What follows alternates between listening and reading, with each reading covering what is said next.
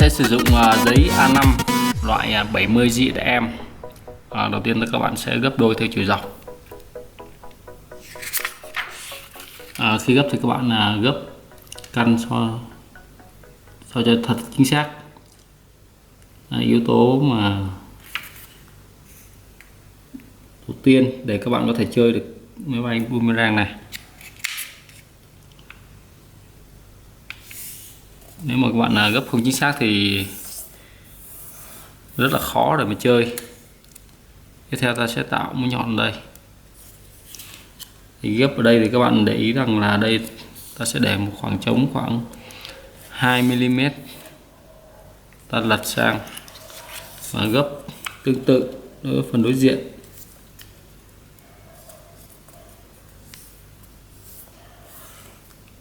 Ta mở ra, gấp phần nhọn, góc nhọn này xuống đây. Ở đây ta cũng chừa xuống, ta chừa khoảng 2 mm. Ta có thể để ý dưới đây ha. Này.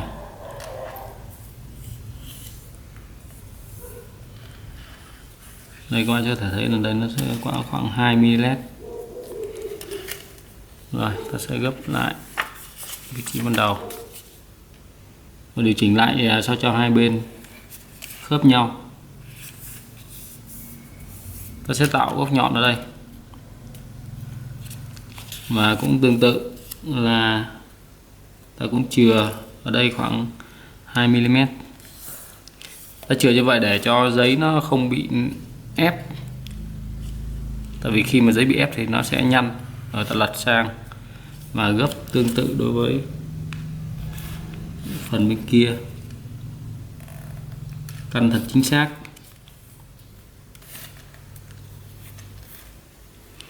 Tiếp theo ta sẽ gấp bẻ phần phía trong này ra, bắt đầu từ góc nhọn này và ta chừa ở đây nó sẽ khoảng 2 mm. 2 mm. Ở đây ta sẽ gấp sao cho hai phần này nó sẽ bằng nhau,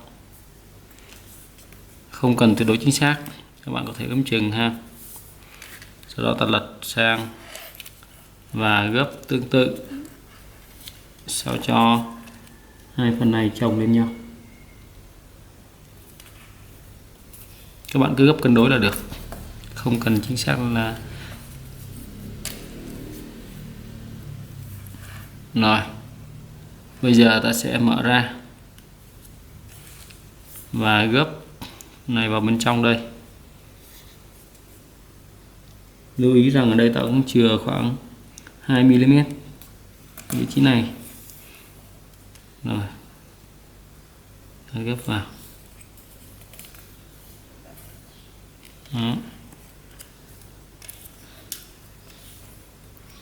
Ok, ta cũng sẽ làm tương tự đối với bên này.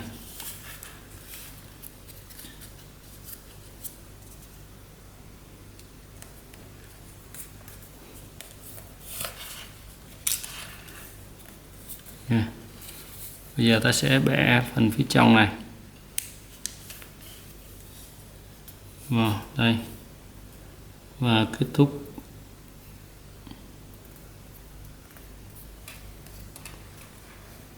Khi vừa chạm cái nếp gấp này ha,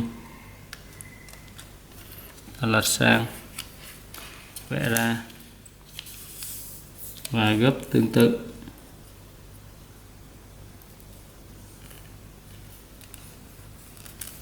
Ok, ta gấp lại vị trí cũ. Bên này ta cũng gấp lại vị trí cũ như thế.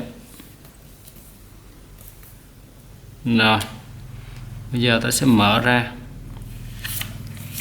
thì các bạn sẽ thấy ở đây nó sẽ bị dồn giấy lên như thế này. Không vấn đề gì, ta sẽ tạo nó một cái G lên như thế này và gấp ngược nếp gấp ban đầu lại. Đó. Căn hai bên cân đối.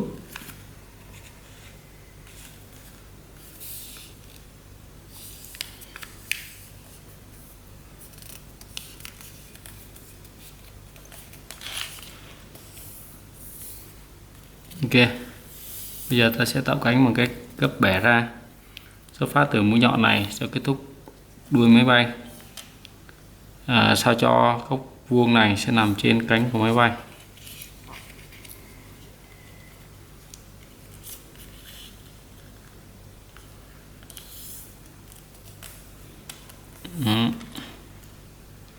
Và làm tương tự đối với cánh còn lại.